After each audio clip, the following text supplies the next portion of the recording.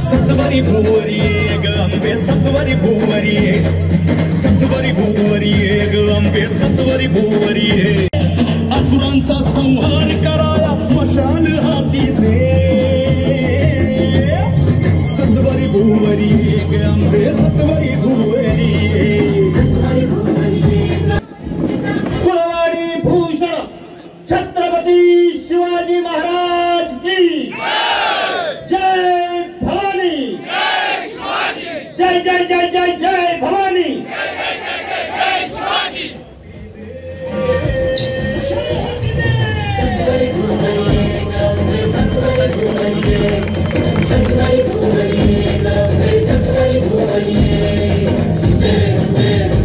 देशाच्या पंतप्रधानांच्या हस्ते लोकार्पण झालेली छत्रपतींची शिवप्रतिमा अवघ्या 8 महिन्यामध्ये जमीनदोस्त होऊन या मालवणचा या महाराष्ट्राचा तमाम शिवप्रेमींचा अपमान करणाऱ्या अस्मितेला पायदळी तुडवणाऱ्या भ्रष्टाचारांना शासन झालं पाहिजे याच हेतूने या शिवसन्मान यात्रेचा प्रारंभ आजपासून होत आहे। खरं तर महिन्याभरापूर्वी भ्रष्टाचारामुळे छत्रपती शिवाजी महाराजांचं स्मारक कोसळलं आणि हा महाराजांचा अपमान झालाय आणि या अपमानाच्या विरोधात भ्रष्टाचारांना शिक्षा झाली पाहिजे म्हणून भ्रष्टाचारांची नावं उघड झाली पाहिजे म्हणून लोकांच्या मनामध्ये असंतोष आहे। खरं तर 1 महिन्यापूर्वी सुद्धा हा छत्रपतींचा स्मारक कोसळल्यानंतर सुद्धा आपण बघितलं असाल की लोक पहिल्या दिवशी पहिल्या तासात जी नावं आली त्या नावाशिवाय आरोपीपर्यंत पोलीस प्रशासन शासन पोहोचू शकलं नाही ही वस्तुस्थिती आपण जाणताय। खरं तर आमचं पहिल्या दिवसापासून एकच म्हणणं होतं की ज्यांनी भ्रष्टाचार छत्रपती शिवाजी महाराजांच्या स्मारकामध्ये भ्रष्टाचार केला आणि आमची अस्मितेला ठेच पोचली आमच्या अस्मिता कोसळली त्यांना शिक्षा झाली नाही म्हणून आमचं पहिल्या दिवशीपासून आंदोलन होतं। खरं तर महिन्याभरानंतर सुद्धा आरोपीपर्यंत पोलीस पोहोचू शकले नाहीत भ्रष्टाचारापर्यंत पोलीस प्रशासन पोहोचू शकले नाही ही वस्तुस्थिती लोकांसमोर आणली पाहिजे आणि जोपर्यंत या भ्रष्टाचारांना शिक्षा होत नाही जोपर्यंत छत्रपती शिवाजी महाराजांच्या बाकी कुठल्याही गोष्टीवर तडजोड होईल परंतु छत्रपती शिवाजी महाराजांच्या अपमानाबरोबर सिंधुदुर्ग वासियांची शिवप्रतिची कदापि तडजोड होणार नाही आणि ही तडजोड जे लोक करत असतील त्यांना शासन झालं पाहिजे ही आमची भूमिका आहे। खरं तर जे लोक भ्रष्टाचाराच्या विरोधात आरोप करतायत त्या लोकांविरुद्ध आरोप करण्याचं काम हे शासन करत आहे। खरं तर महिन्याभरापूर्वी आम्ही अनेक मुद्दे सांगितलेत पुरावे दिलेत परंतु पोलीस आम्हालाच नोटीस पाठवत आहेत प्रशासन आम्हालाच नोटीस पाठवत आहेत किंवा राजकीय पदाधिकारी आमच्यावरच आरोप करतायत। खरं तर आमच्यातल्या पदाधिकाऱ्यांनी कोणी भ्रष्टाचार केला असेल तर आम्हाला या छत्रपती शिवाजी महाराजांच्या शिवराज्याभिषेक मंदिरासमोर आम्हाला फाशी द्या परंतु ज्यांनी भ्रष्टाचार केलाय त्यांची नावं उघड झाली पाहिजे ज्यांनी छत्रपतींचा अपमान केलाय त्यांना शिक्षा झाली पाहिजे ही आमची मागणी आहे। आम्ही भ्रष्टाचार केला असेल तर निश्चितपणे व्यक्तिशः या विधानसभेचा आमदार म्हणून आम्ही या गोष्टीमध्ये 1 रुपयाचा तरी या जिल्ह्यामध्ये या राज्यामध्ये या राजकारणामध्ये भ्रष्टाचार केला असेल तर आम्हाला फाशी द्या। खरं तर या उलट माझी तर एसीबी कडे चौकशी सुरू आहे जर त्यांच्याकडे पुरावे असतील तर त्यांनी ते डायरेक्ट एसीबी कडे द्यावीत आणि माझ्यावर शिक्षा असेल की माझ्यावर आरोप करणाऱ्यांनी एसीबी कडे पुरावे द्यावेत की जेणेकरून माझ्यावर आरोप जे आपण करताय त्याला आपण या ठिकाणी पुरावे देऊ शकताय। परंतु आज भ्रष्टाचाराची जी परिस्थिती झाली आहे छत्रपती स्मारकांची जी परिस्थिती झाली आहे त्या परिस्थितीच्या विरोधात आपल्याला सगळ्यांना उठायचं आहे आपल्याला सगळ्यांना लढा द्यायचा आहे। आज शासन एक या ठिकाणी लढा देणार नाही परंतु आपल्याला छत्रपतींची स्मारकांची जी ज्या लोकांनी उपेक्षा केली आहे त्या विरोधात आपल्याला सगळ्यांना आवाज उठवायचा आहे। मी आपल्या सर्वांचा जास्त वेळ घेत नाही आपण बानकुडे पाटील साहेबांना या ठिकाणी भाषण ऐकण्यासाठी आपण उत्सुक आहात मी त्याला विनंती करतो की त्यांनी आपलं या ठिकाणी मनोगत आपल्या समोर या ठिकाणी विजांच्या कडकडाटात आणि तोफांच्या गडगडाटात झालाय।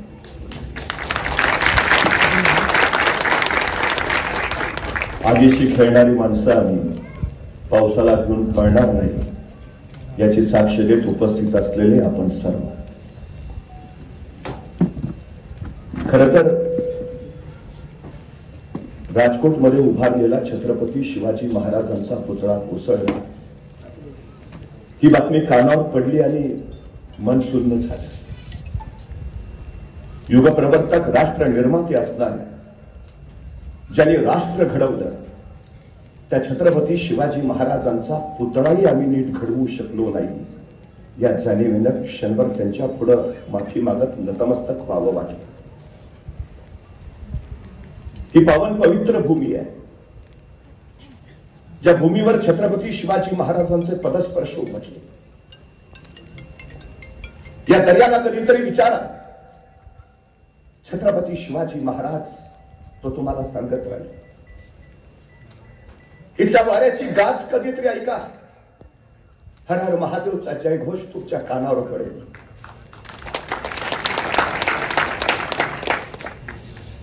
जगाच्या पाठीवर सगळ्यात जास्त पुतळे आणि सगळ्यात जास्त स्मारक जर कुणाची असतील तर ती आहेत छत्रपती शिवाजी महाराज.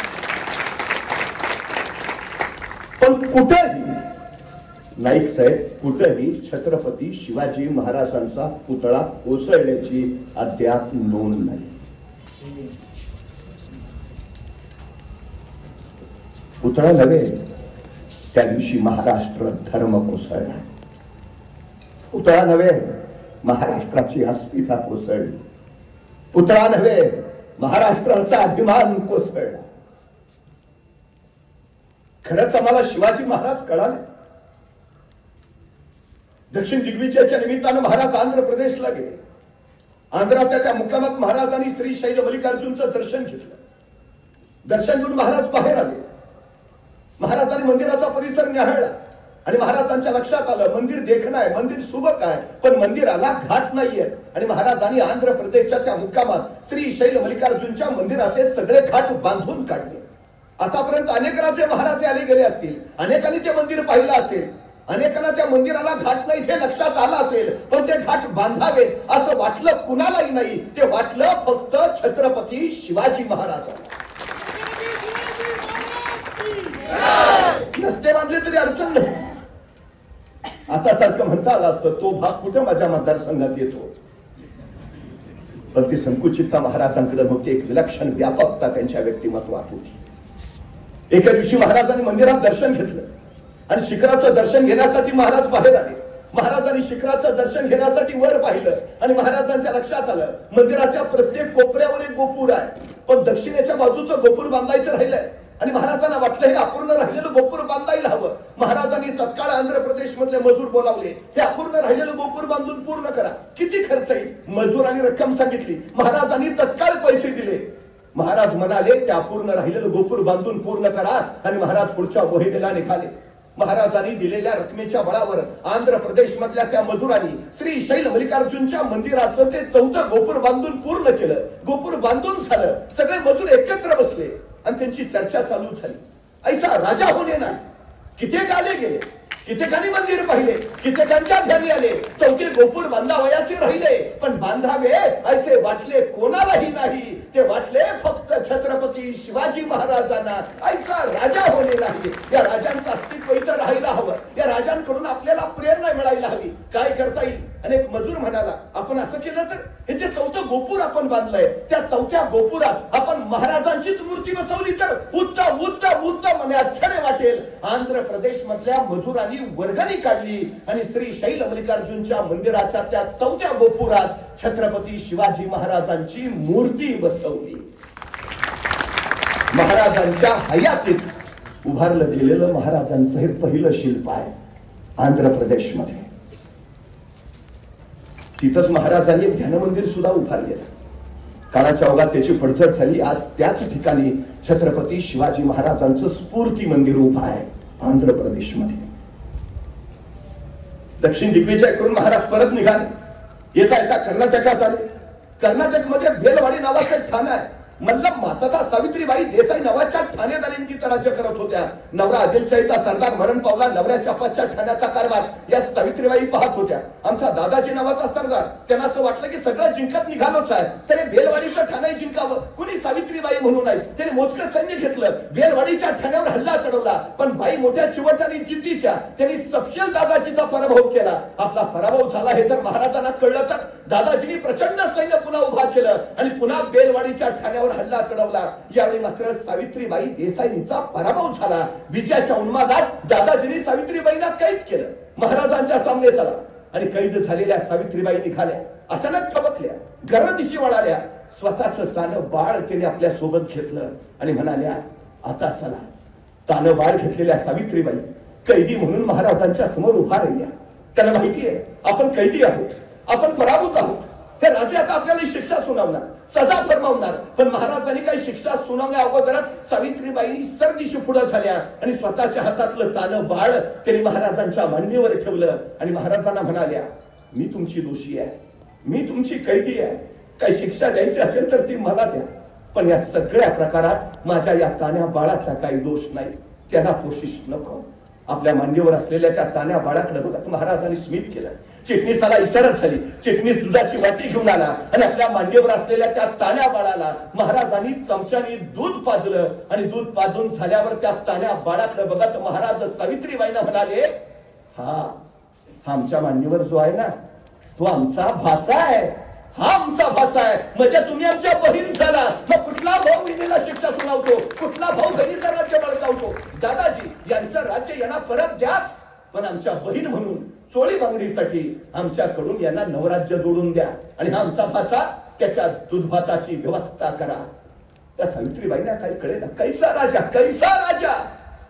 मला शिक्षा करणं राहिलं बाजूला, माझं राज्य ताब्यात घेणं राहिलं बाजूला. हा राजा मला आपली बहीण मानतो, चोळी बांगडीसाठी नवराज्य जोडून देतो, माझ्या मुलासाठी वतन देतो. धन्य धन्य ऐसा राजा होणे नाही. या राजांची ही कीर्ती चिरंतन राहायला हवी म्हणून या सावित्रीबाईंनी या प्रसंगाची 3 दगडी शिल्प उभा केली.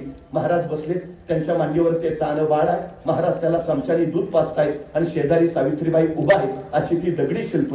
कधी कर्नाटकात गेलात तर धारवाड नावाचा जिल्हा आहे, त्या धारवाड जिल्ह्यातल्या यादवाड गावात एक मारुतीचं मंदिर आहे आणि त्या मारुतीच्या मंदिरात सावित्रीबाई देसाईंनी कोरलेलं हे छत्रपती शिवाजी महाराजांचं दगडी शिल्प आहे. महाराजांच्या जिवंतपणी महाराजांचं उभारलं गेलेलं हे पहिलं मंदिर आहे कर्नाटक मधलं. 350 वर्षापूर्वी. आताच राजकारण अर्थकारणावर चालतं. 350 वर्षापूर्वीचं महाराजांचं राजकारण नैतिक मूल्यांवर चालत होतं. ही सगळ्यात मोठी वस्तुस्थिती आहे, सगळ्यात. आता बदललं सगळं. मूल्य तत्व सगळं बऱ्यावर उडून गेलंय. सत्ता आणि मत्ता एवढंच अंतिम ध्येय झालंय. राज्य व्यवस्थेच्या पायाशी जर नैतिक मूल्यांची पायाभरणी असेल तर ती व्यवस्था राहते. पण सत्य, न्याय, विश्वास आणि शिव ही नैतिक मूल्य जर राज्य व्यवस्थेच्या पायाशी नसतील तर ती व्यवस्था न राहता तो जंगलचा कायदा होतो आणि तिथं नागरिक नव्हे तर गुलाम तयार होतात. ही सगळ्यात महत्वाची वस्तुस्थिती आहे. मला प्रश्न पडतो, राजकोटचा पुतळा सुरुवातीला 6 फुटाचा 28 फूट झाला कसा? कला संचालनालय सांगता आम्ही मान्यता 6 फुटाला दिली. कुणाला विचार? क्वालिटी कंट्रोल नावाचा प्रकार होता. शिल्पकारांची समिती असते, शिल्प कसं ठेवावं, कसं बनवावं, काय त्याचे नियम, काही पाळलं गेलं? कुठे गेली नैतिक मूल्य? आम्ही करू तसं, आम्ही म्हणू तसं. कुठल्या दिशेला प्रवास चाललाय आमचा? कुठल्या दिशेने निघालो आम्ही? प्रश्न तो आहे सगळ्यात महत्वाचा. तो कधीतरी आम्ही या सगळ्या गोष्टींचा शांतपणे विचार करायला हवा. सगळ्या गोष्टींचा. 350 वर्षापूर्वी महाराजांनी सिंधुदुर्ग किल्ला बांधलाय. 350 वर्षापूर्वी. 350 वर्ष झाली तो लाटांचे तडाखे खातोय. त्या लाटांच्या तडाख्याने सिंधुदुर्गाची दगडं झिजली. पण 2 दगडांना सांधणारा चुन्याचा चिरा मात्र अजून जसाच्या तसा आहे. दगडं झिजत 4-4 इंच आत गेली. चुन्याचा चिरा मात्र 4-4 इंच अजून तसाच बाहेर आहे. मी त्या चुन्याच्या चिऱ्याला निष्ठा मानतो. दगडं झिजतील, निष्ठा नाही. ही निष्ठा शिवाजी महाराजांनी आम्हाला शिकवली. पुतळा नाही. पारकर साहेब त्या दिवशी निष्ठा कोसळली त्या दिवशी. आम्ही कधीतरी विचार केला पाहिजे. 8 महिन्यात पुतळा कोसळतो आणि 350 वर्षापूर्वीचा सिंधुदुर्ग मात्र अभेद्य राहतो. कुणीतरी विचारतो सिंधुदुर्ग अजून अभेद्य? महाराजांनी काय मिक्सर वापरला असेल? मिक्सर काही का असेना, त्या मिक्सर मध्ये प्रामाणिकपणा होता एवढं मात्र नाही. त्या मिक्सर मध्ये इमानदारी होती एवढं मात्र नाही. आता ती प्रामाणिकपणा इमानदारी उरली नाही म्हणून हे घडलं. कारण काय? वाऱ्यानं नाही, भ्रष्टाचारानं पोखरलेल्या व्यवस्थेनं पुतळा कोसळला हे लक्षात असू द्या. ही सगळ्यात आणि सगळ्यात महत्वाची गोष्ट. सगळ्यात खर तर ऑक्टोबर 1664 महाराज मालवणात आले. त्या भूमीला महाराजांचा पदस्पर्श झाला. महाराजांनी लक्षात घेतलं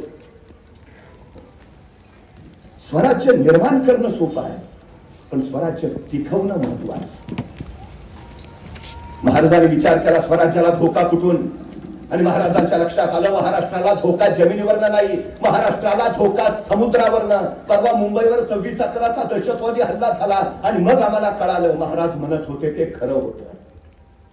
समुद्रातून येणाऱ्या शत्रूपासून स्वराज्याचं रक्षण करावं यासाठी महाराजांनी सम्राट चंद्रगुप्तानंतर हिंदुस्थानात पहिल्यांदा आरमार उभारलं. पहिल्यांदा भारतीय आरमाराचे जनक म्हणून छत्रपती शिवाजी महाराजांचा मी गौरव करतो. कधी जा भारतीय नौदलात, त्या नौदलाच्या प्रवेशद्वारावर लिहिलंय भारतीय आरमाराचे जनक छत्रपती शिवाजी महाराज.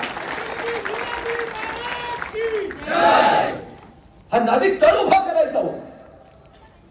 महाराज ताण जागा शोधत होते आणि त्यावेळी महाराज इथं आले मालवणात. दर्यात कासवासारखे एक बेट दिसलं, कुरटे बेट.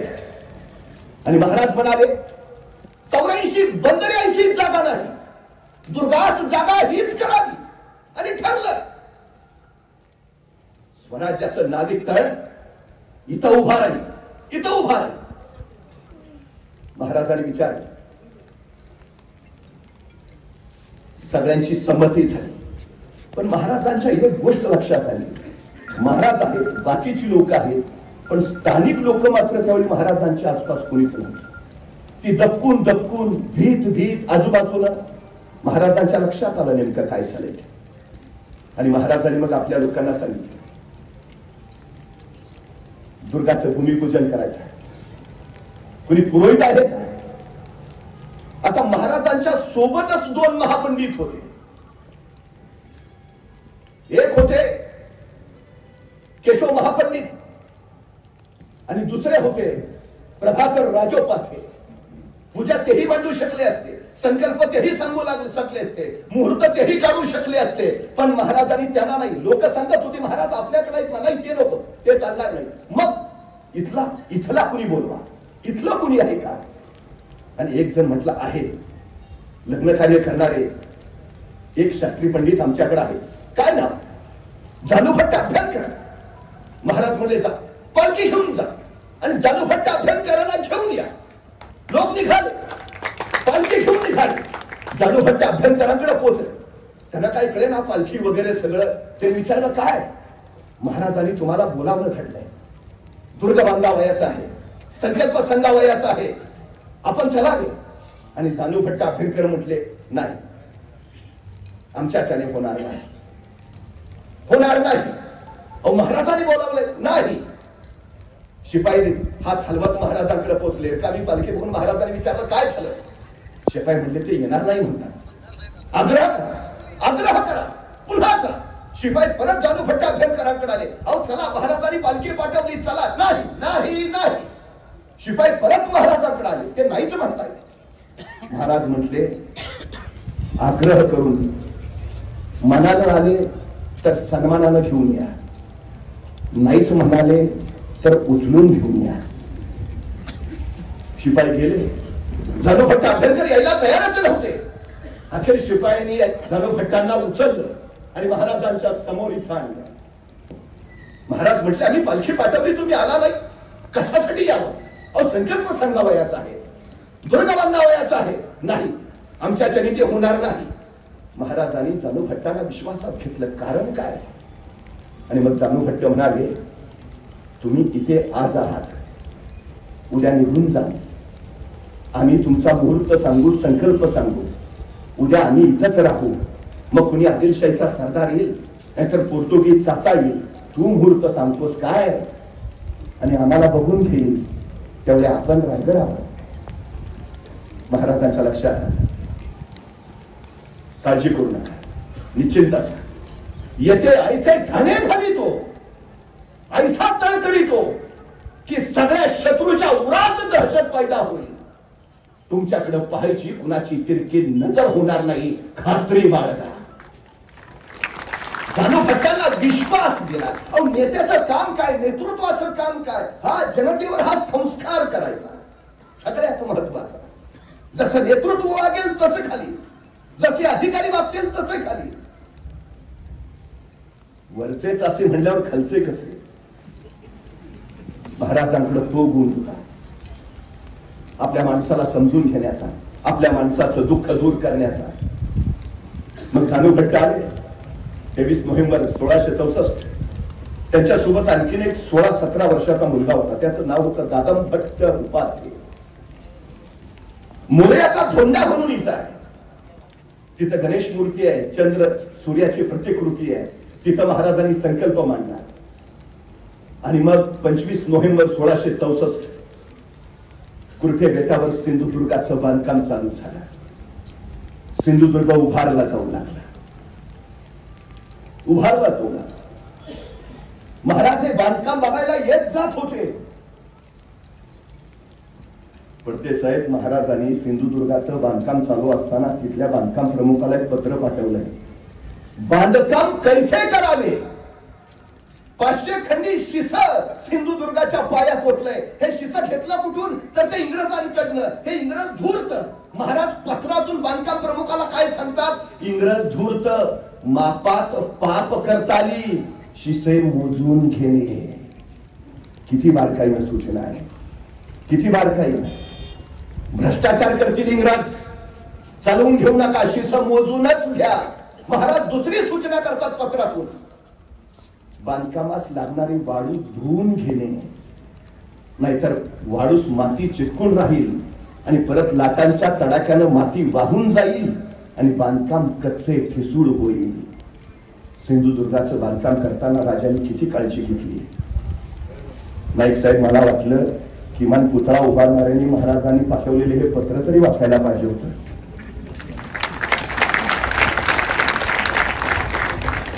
अहो, सगळं सांगितलंय ना महाराजांनी, करून ठेवलंय सगळं. सगळं इथं बघा ना. ॲबे करे नावाचा फ्रेंच प्रवासी कोकणातल्या चौच्या कार्यालयात उतरला. त्याला राजापूरच्या बंदरात जायचं होतं, पण महाराजांच्या कार्यालयातलं परवाना घेतल्याशिवाय त्याला पुढे जाताच येणार नव्हतं. तो महाराजांच्या कार्यालयात पोहोचला. आता परवाना घ्यावा, निघून जावं. पण एक विलक्षण गुण या लोकांना आहे, जिज्ञासा. म्हणजे आपल्याबद्दल जेवढा अभ्यास नाही तेवढा आपला परकीयांनी अभ्यास केला. 179 इंग्रज आली या देशात पहिल्यांदा. त्यांनी आपला अभ्यास केला आणि त्यांच्या लक्षात आलं यांच्यावर राज्य करणं सोपं आहे. 1 लाख इंग्रजांनी 30 कोटी जनतेवर 150 वर्ष राज्य केलं. कारण अभ्यास. अभ्यास. हा अबेकरे महाराजांच्या कार्यालयातल्या अधिकाऱ्याला विचारतोय, तुमच्या महाराजांचं सैन्य कमी, तुमच्या महाराजांचं सामर्थ्य कमी, तुमच्या महाराजांची संपत्ती कमी, पण तरी तुमचे महाराज प्रत्येक लढाईत यशस्वी होत आहेत. तुमच्या महाराजांच्या यशाचं कारण काय? आणि महाराजांच्या कार्यालयातला अधिकारी सांगतोय, आमच्या महाराजांच्या यशाचं कारण अभ्यास, प्रचंड अभ्यास. आमच्या महाराजांचा विलक्षण अभ्यास आहे. धर्मशास्त्र, अर्थशास्त्र, नीतिशास्त्र, समाजशास्त्र, राज्यशास्त्र, स्थापत्यशास्त्र, हवामानशास्त्र. आमच्या महाराजांचा या सगळ्या शास्त्रांचा अभ्यास आहे. इतिहास तोंडपाठ आहे आणि भूगोल जणू नजरेत साठवला आहे. अभ्यास हेच आमच्या महाराजांच्या यशाचं कारण आहे. पुतळा नाही, आमचा अभ्यास कोसळला.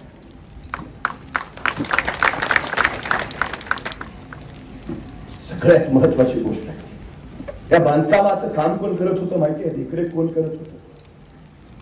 स्वराज्याचे बांधकाम प्रमुख हिरोजी इंदलकर. हिरोजी इंदलकर बांधकाम पाहत होते, देखरेख करत होते. याच हिरोजी इंदलकरनी स्वराज्याची राजधानी रायगड बांधून काढली. महाराजांनी रायगड बांधायची जबाबदारी त्यांच्यावर सोपवली आणि महाराज मोहिमेला निघाले. पण जाताना त्यांना सांगून गेले, आम्ही परत येई तो गड पुरा झाला पाहिजे.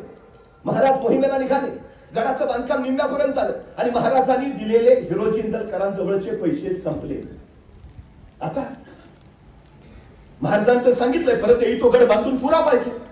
हिरोजी इंदलकरने रातोरात रायगड सोडला. ते स्वतःच्या राहत्या गावी गेले, स्वतःची सगळी जमीन विकली, स्वतःचा राहता वाडा विकला, घरातले दागिने विकले, ते सगळे पैसे घेतले, रायगडावर आले आणि स्वतःची संपत्ती विकून आलेल्या पैशातून हिरोजी इंदलकरांनी रायगड बांधून पूर्ण केला. 350 वर्षापूर्वी स्वतःची संपत्ती विकून राजधानी उभारणारे मामले होते. आता पुतळा का कोसळला? उत्तर कळालं. राज्याभिषेकाच्या वेळी महाराजांना वाटलं की या हिरोजी इंदलकरांचा सत्कार करा. महाराजांनी हिरोजीला विचारले, हिरोजी राजधानीचा गड तुम्ही बांधला, बोला तुम्हाला काय हवं? आणि नम्रपणे हिरोजी म्हणाले, महाराज अवघ स्वराज्य तुम्ही आमच्या पत्रात टाकलंय, आम्हाला आणखी काय हवं नाही हिरोजी, काहीतरी मागितलं पाहिजे, मागा. आणि हिरोजी मागते झाले. महाराज या रायगडावर आम्ही एक जगदीश्वराचं मंदिर सुद्धा उभा केलं आहे. महाराज या जगदीश्वराच्या मंदिराच्या एका पायरीवर आमचं नाव कोरायची आम्हाला अनुमती द्या. महाराजांना काय कळेना, मागून मागितलं तर काय मागितलं? 7वा वेतन आयोग नाही, पगारवाढ नाही, पाटीलकी नाही, देशमुखी नाही, एवढं वाढवून द्या, प्रकार नाही. हिरोजी काय मागताय? एका दगडावर पायरीवर नाव करायची अनुमती. महाराजांनी विचारले, हिरोजी असं का? आणि हिरोजी सांगतायत, महाराज जेव्हा जेव्हा तुम्ही रायगडावर असाल तेव्हा तेव्हा जगदीश्वराच्या दर्शनाला जाल, जेव्हा जेव्हा जगदीश्वराच्या दर्शनाला जाल तेव्हा तेव्हा तुमची पावलं त्या पायऱ्यावर पडत राहतील. आणि महाराज त्यातल्या एका पायरीवर जर माझं नाव कोरलेलं असेल तर तुमच्या पावलांची पायधूळ माझ्या नावावर म्हणजेच माझ्या मस्तकावर अभिषेक करत राहील. महाराज तुमच्या पावलांची पायधूळ माझ्या मस्तकावर सतत पडत राहावी, एवढं भाग्य फक्त तुम्ही आमच्या पदरात टाका. कोण निष्ठा आहे हो? कोण निष्ठा आहे? कोण निष्ठा आहे? स्वतःच सर्वस्व देऊन स्वराज्याची पाया भरणारी मावळे तिकडं आणि त्यांनी राष्ट्र उभा केला. त्यांचं स्मारक सुद्धा नीट उभारू न शकणारे दुसरीकडे. कुठल्या दिशेला निघालो? कुठल्या दिशेला? कधीतरी आम्ही शांतपणे या गोष्टींचा विचार करायला हवा. सगळ्यात महत्वाचा, कधी असं नाही झालं. महाराजांची तत्व तत्वच होती, नियम नियमच होते, कायदा कायदाच होता. अनाजी दत्तो सुरणीसाने एका गरीबाचे 2 आणे देणं बाकी ठेवलं. महाराजांना कळाणी संतापले महाराज आणि सरळ कडाडले. त्या गरीबाचे 2 आणे काय म्हणून बाकी ठेवले? या उपरायचा कुसूर झाला तर स्वामी भीड धरणार नाही, स्वामी जीवेच मारितील. सहनच केला जात नव्हता भ्रष्टाचार, अजिबात नाही, अजिबात नाही. कडेलोट करून टाकला असता. एवढं झालं अजून कोणी निलंबित झालं.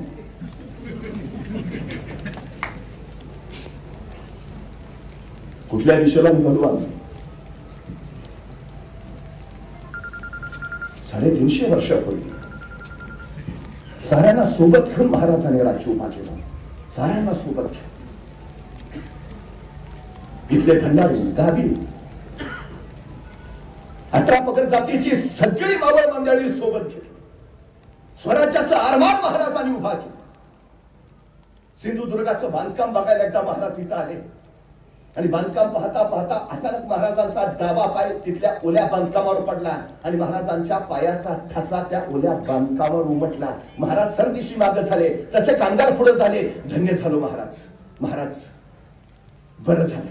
अरे नाही महाराज, आपण असाल त्यावेळी आपला सहवास असेलच, पण ज्यावेळी आपण नसाल त्यावेळी हे ठसे आपण इथंच आहात याची आम्हाला जाणीव करून द्या.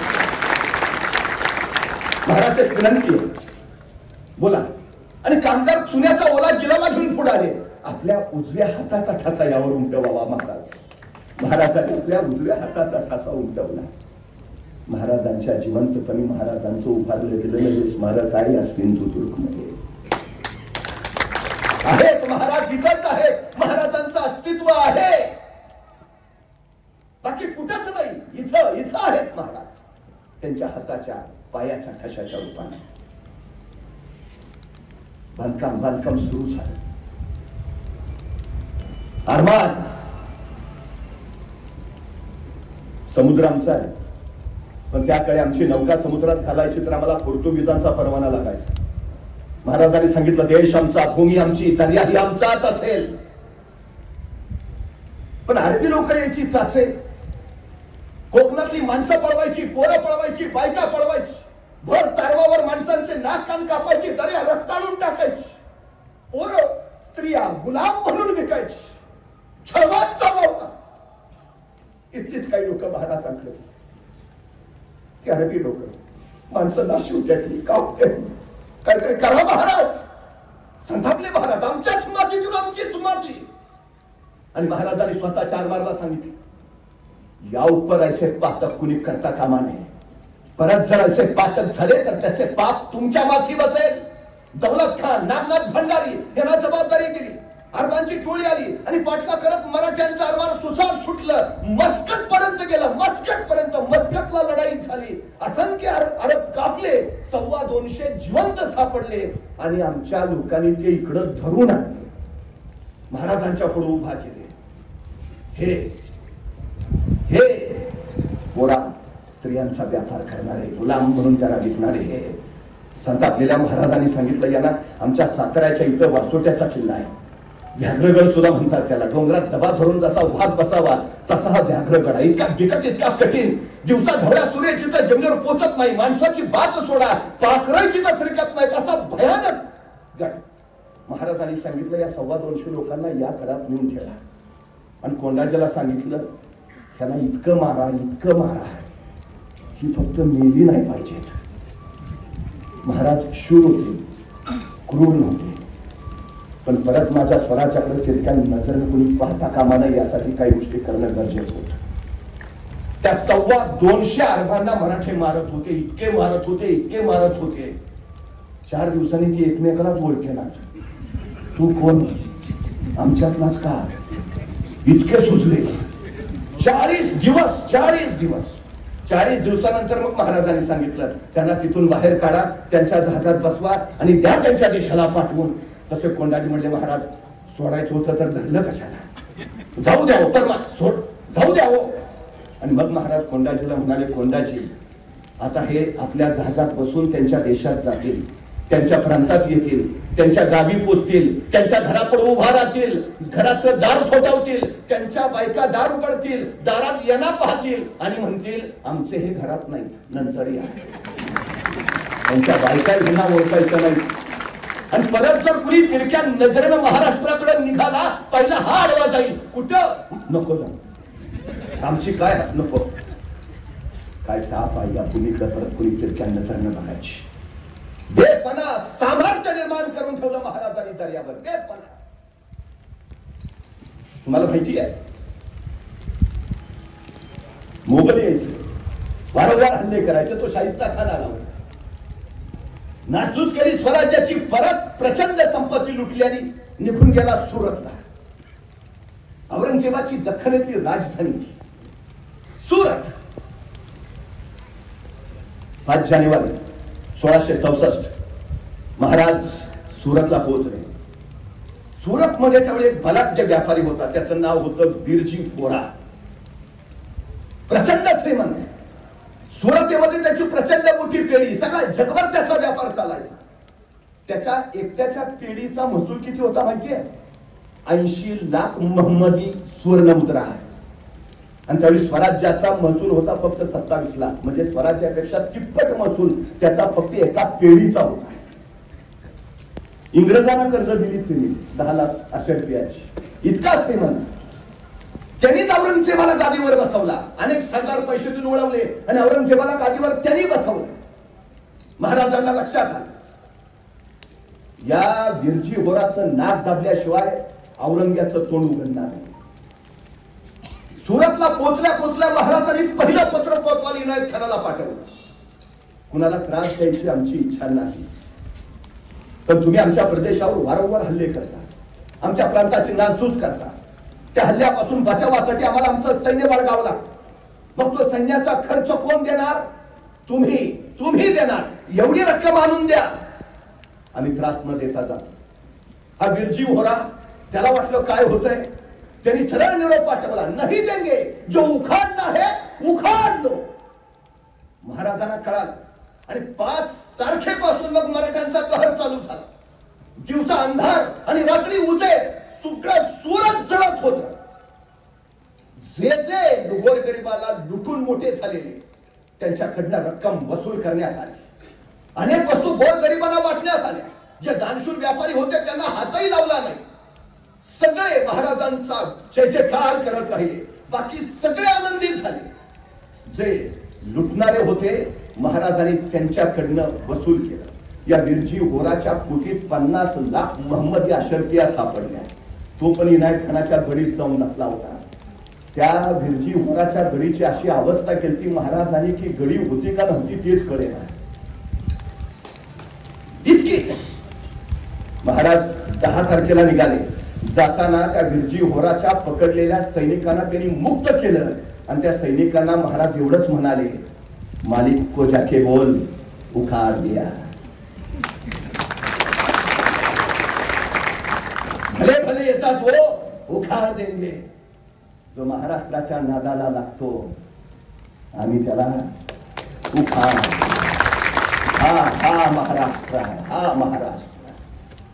हा छत्रपती शिवाजी महाराजांच्या विचारांवर घडलेला, छत्रपती शिवाजी महाराजांच्या संस्कारांवर उभा राहिलेला हा महाराष्ट्र. आमचा श्वास छत्रपती शिवाजी महाराज, आमचा आत्मा छत्रपती शिवाजी महाराज, आमचा प्राण छत्रपती शिवाजी महाराज. महाराष्ट्र धर्म तो छत्रपती शिवाजी महाराजांनी आम्हाला सांगितलं. दुर्दैव आहे अलीकडं आमचेच काही कुत्रे दिल्लीपती पुढं मुद्रे घालत बसले. पण महाराष्ट्राचं महाराष्ट्र पण अखंड राखायची जबाबदारी तुमच्या आमच्या खांद्यावर आहे. निश्चितपणे मिर्झा राजा जयसिंग 3.25 लाखाची फौज घेऊन महाराष्ट्रात आला. त्याला माहिती आहे महाराजांचा जीव गडात नाही, महाराजांचा जीव किल्ल्यात नाही, महाराजांचा जीव प्रांत प्रदेशात नाही, महाराजांचा जीव आहे तो इथल्या रयतेत आहे. आणि त्यांनी रयत छळायला सुरुवात केली. गावाच्या गावं चालली, खुल्याम कचल्या रमल्या, आक्रोश किंकाळे, आरोळ्या रक्ताच्या चिळकण्या, मूर्त्यांच्या प्रेतांशिकाच्या यात्रांचा कल्लोळ उडाला आणि राजे व्याकुळले. राज्य कुणासाठी? रयतेसाठीच ना. मग रयतच वाचत नसेल तर राज्य वाचून काय उपयोग? आणि राजे मिर्झा राजे म्हणाले, मिर्झा थांबवा हा छळ, थांबवा हा जुलूम. आणि मिर्झा राजे म्हणाले, हा जुलूम थांबवणं तुमच्याच हातात आहे. मतलब राजे मोगलांची मनसबदारी घ्या आणि संतापले राजे. मिर्झा राजे, आम्ही तुम्हाला महाराणा प्रताप सिंहांचे वंशज समजत होतो, पण तुम्ही यासाठी नाही अट्टास केला, यासाठी नाही आमच्या बोलण्याने समर्पण केलं की आम्ही तुमचे ताबेदार व्हावं, यासाठी नाही हे स्वराज्य उभारलं, यासाठी नाही असंख्याने बलिदान दिलं की आम्ही तुमची चाकरी पत्करावी. मिर्झा कदापि नाही. तसे मिर्झा राजे म्हणाले, रयतेचा विचार करावा. आणि रयतेसाठी महाराजांनी आपले पुत्र संभाजी राजे मोगलांकडे पाठवले. आपला पुत्र स्वराज्यासाठी धावावर टाकला.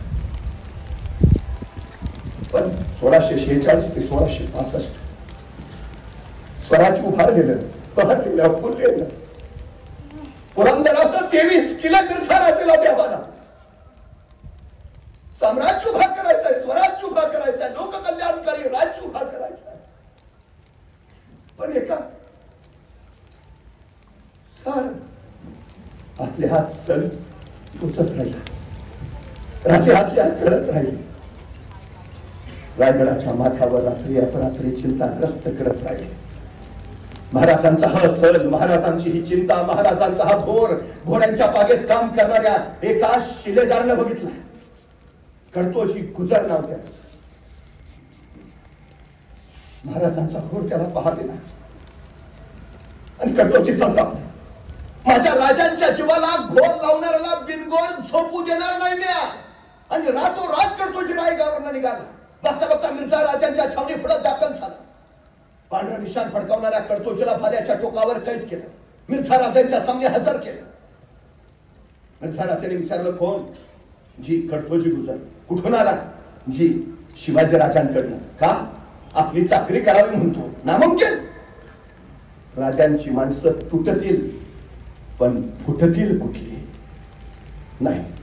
तसा कळतोजी म्हणाला, तसं नव्हतं, पण तुमच्या तडाख्यातनं आमचं राज्य काय वाचणार आहे का? मग त्यांच्या बरोबर मारण्यापेक्षा तुमच्या बरोबर जगलेलं नाही का चांगलं? घ्या की चाकरीत. पटलं. मिर्झानं चाकरीत घेतलं.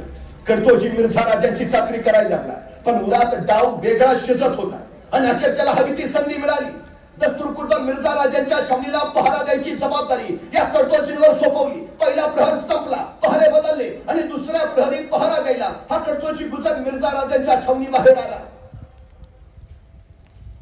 सगळा परिसर शांत सन्नाटा. दूर कुठेतरी कुत्र्याच्या किरकाटण्याचा नाही तर जागते होच्या वेळीचा आवाज यायचा. बाकी सर्व शांत. कडतोजीने आजूबाजूच्या परिस्थितीचा अंदाज घेतला. छावणी भूत एकदा फेरी मारली. सगळा आलबेल. मिर्झा राजाच्या छावणीचा पडदा अलगद बाजूला केला. मिर्झा राजे म्हणजे कावर शांतपणे पहुडलेला. पुन्हा एकदा चाहूल घेतली आणि अचानक तिरासारखा कडतोजी आत घुसला. मिर्झा राजाच्या मस्तकाजवळ जाऊन उभा राहिला. कमरेचा खंजीर काढलं आणि कडाडला. माझ्या राजांच्या जीवाला घोर लावणाऱ्याला बिनगोर झोपू देत नाही यावी. आणि खंजीर उगारलं पण कोणत्या कुलुत्याचा उजेड खंजीरवर पडला. खंजीर चमकला. पारेकरी सावध झाला. दगा दगा दगा. बघता बघता पारेकरी आले. कडतोजीचा हात वरच्यावर पकडला गेला. मिर्झा राजा खडबडून जागा झाला. संतापलेला मिर्झा कडाडला. या मिर्झावर वार करायची हिंमत कशी झाली. काही झालेला कडतोजी कडाडला. लाख मेले तरी चालतील, लाखाचा पोशिंदा वाचला पाहिजे. माझ्या राजांच्या जीवाला घोर लावणाऱ्याला बिनगोर झोपू नाही देणार नाही. मिर्झा एक वार खुला सोड. नाही उभा कापला तर महाराजांचं नाव घेणार नाही. ते धाडस बघितला मिर्झा चमकला. शमशेर लाव हमारा. आजूबाजूच्या लोकांना वाटलं बहुतेक आता गर्दन उडवलीच जाते. ती राजपुती शमशेर आली पण ती शमशेर मिर्झाने हातात घेतली आणि अचानक पवित्रा बदलला. ती शमशेर सरळ कडतोजींच्या समोर ठेवली. घ्या तुमच्या बहादुरीचं बक्षीस घ्या. मिर्झाने दिलेली ती राजपुती शमशेर घेतली. मिर्झा म्हणाला बिनभोगचा माझा कुठलाही सैनिक सरदार तुम्हाला अडवणार नाही. कडतोजी वळाले. 4-6 पावलं गेले. अचानक मिर्झा म्हणाला रुक जा. कडतोजी थबकले. मिर्झा म्हणाले जाऊन सांगा तुमच्या राजांना ज्या राजांकडे तुमच्यासारखी माणसं त्या राजांचा कुणी पराभव नाही करू शकत. ही निष्ठा ही निष्ठा. अहो राजांच्या जीवाला घोर लावणाऱ्याला बिनगोर नाही झोपू देणार. महाराजांना साठी चिंता सतावत असली तर मावळे स्वस्त नाही बसले. इथं महाराजांचा पुतळा कोसळला. मावळे कसे गप्प बसतील, कसे शांत राहतील, कसे.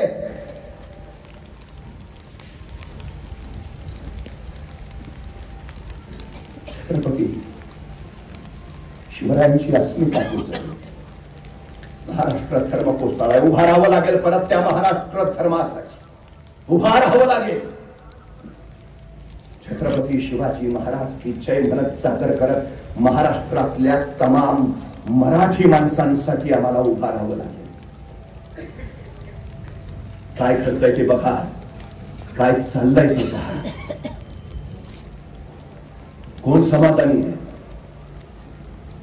कोण सुखी आहे. कधी बदलापूर, कधी नागपूर, कधी नवी मुंबई, कधी कोल्हापूर, काल पुण्यात. कुठल्या दिशेनं चाललो आम्ही. चारित्र्य आणि चरित्र कसं असावं हे सांगणाऱ्या छत्रपती शिवाजी महाराजांच्या महाराष्ट्रात जगाचा पहिला सर्जिकल स्ट्राईक महाराजांनी लाल महालात केला. शाहिस्ताखानाची बोटे छाटली आणि वाऱ्यासारखे आलेले महाराज तीरासारखे निघाले. काही वेळानंतर लाल महालाचा गोंधळ संपला आणि शाहिस्ताखानाची एक बहीण धावत धावत शाहिस्ताखानाकडे आली. भाईजान मेरी बेटी गायब है, मेरी बेटी गायब है. त्यावेळी शाहिस्ताखान तिला म्हणाला शिवाजी राजांची माणसं तुझ्या पोरीला हात लावणार नाहीतच, पण जर चुकून जसं काही घडलं असेल बेफिक्र रहा. शिवाजी राजे पोटच्या लेकीसारखीच तिची काळजी घेतील. छत्रपती शिवाजी महाराजांचं चरित्र म्हणजे चारित्र्य आणि चरित्र यांचं तीर्थपीठ आहे. छत्रपती शिवाजी महाराजांचं चरित्र म्हणजे राष्ट्रीयत्वाचं ज्ञानपीठ आहे. छत्रपती शिवाजी महाराजांचं चरित्र म्हणजे संस्कार आणि विचार यांचं विद्यापीठ आहे. ते ताठ कण्यानं ताठ बाण्यानं उभा राहिला हवं तर उद्याच्या पिढ्या घडतील. तर उद्याचा महाराष्ट्र ताट गाण्यानं ताट पाण्यानं उभा आहे. छत्रपती शिवाजी महाराजांचा विचार घेऊन चालणारे आपण, आराध्य दैवत मानणारे आहे. आता ही जबाबदारी आपण पेलायला हवी, आपणच पेलायला हवी. उद्याच्या भविष्यासाठी, उद्याच्या नव्या महाराष्ट्रासाठी आपणच आता सज्ज व्हायला हवे. ही शिवसन्मान यात्रा त्यासाठी आहे. छत्रपती शिवरायांच्या विचारांचा, छत्रपती शिवाजी महाराजांच्या महाराष्ट्र धर्माचा, छत्रपती शिवाजी महाराजांच्या अस्मितेचा सन्मान वाढवणारी यात्रा, शिवसन्मान यात्रा. खर तर परवा एक मित्र मला म्हणाला, मी जगभर फिरलो, ज्या प्रांतात जाईन तिथले गडकोट बघितले, उत्तम, सर्वोत्तम, सर्वोत्कृष्ट, जसेच्या तसे. आणि आमच्या महाराष्ट्रात काही कोसळले, काही ढासळले. वाईट वाटत रे. मी त्याला म्हटलं, खरं आहे तुझं. बाहेर गेलास ते गड कोट किल्ले तुला उभा दिसतील, आपले थोडे कोसळले, मान्य आहे. पण तुला माहितीये त्यांचे तसे का आहेत आणि आपले असे का आहेत? त्यांचे तसे आहेत कारण जेव्हा जेव्हा त्यांच्यावर हल्ले झाले तेव्हा तेव्हा त्यांनी माना वाकवल्या आणि भिंती वाचवल्या. आमच्यावर जेव्हा जेव्हा हल्ले झाले आणि माना नाही वाकवल्या आणि छात्या फकवल्या. ये लाड, अभिमान आहे मला, अभिमान आहे. माझ्या गडकोटाचा बुरुल ढासळलाय. हो, स्वराज्याचं, स्वातंत्र्याचं रक्षण करताना तो ढासळलाय. इथे तटबंदी कोसळली, हो मान्य आहे. शत्रूंपासून स्वराज्याचं रक्षण करताना तोफेचा गोळा खाऊन ती कोसळली. अभिमान आहे मला, अभिमान आहे. पण जे आहे ते जपायला. ही शिवसन्मान यात्रा त्यासाठी आहे. हे शिवरायांनी जे दिलंय आम्हाला संचित, ते आम्ही जपायला हवं.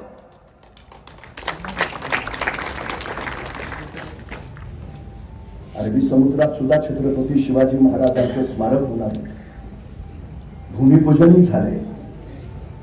अरबी समुद्र केव्हाची वाट पाहतोय, आतुरलाय तो.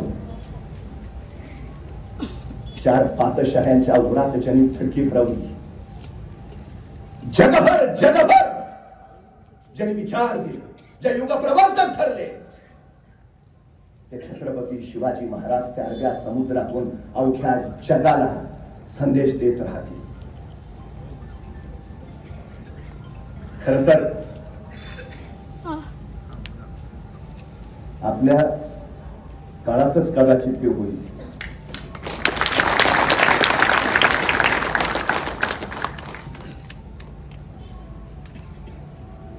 सगळ्यात महत्वाची गोष्ट काय माहितीये? नेताजी सुभाषचंद्र बोस इंग्रजांच्या नजरकैदेत होते. त्या नजरकैदेत त्यांच्या हाती शिवचरित्र आलं. त्या शिवचरित्रात त्यांची नजर आग्र्याहून सुटका या प्रकरणावर रेंगाळली आणि नेताजींना त्या प्रकरणातून प्रेरणा मिळाली. महाराज जसे वेषांतर करून आग्र्यातून निसटले, नेताजी सुभाषचंद्र बोसही तसेच वेषांतर करून देशांतर करते झाले. बाहेर जाऊन त्यांनी आझाद हिंद फौजेची उभारणी केली आणि त्या आझाद हिंद सैनिकांना स्वातंत्र्य मिळवण्याचा महामंत्र दिला. नेताजी सुभाषचंद्र बोस सांगतात, स्वातंत्र्य मिळवण्याचा आणि स्वातंत्र्य टिकवण्याचा एकच महामंत्र आहे. तो महामंत्र आहे छत्रपती शिवाजी महाराज. तो महामंत्र घेऊन आपण पुढे चालूया. खर तर वंदनीय हिंदुहृदय सम्राट शिवसेना प्रमुख बाळासाहेब ठाकरे यांनी मराठी माणसांची संघटना उभारताना प्रबोधनकारांनी विचारलं, या सगळ्या लोकांना संघटनेचं रूप देणार की नाही? आणि हिंदुहृदय सम्राट म्हणाले, हो देणार. तर मग तुमच्या संघटनेचं नाव काय? प्रबोधनकार म्हणाले, मी सांगतो, तुमच्या संघटनेचं नाव ठेवा शिव शिव शिवसेना. छत्रपती शिवाजी महाराजांच्या विचारांची सेना, छत्रपती शिवाजी महाराजांच्या मावळ्यांची सेना, शिवसेना. शिवाजी महाराजांचा अंश घेऊन, शिवाजी महाराजांचा विचार घेऊन चाललेली ही शिवसेना.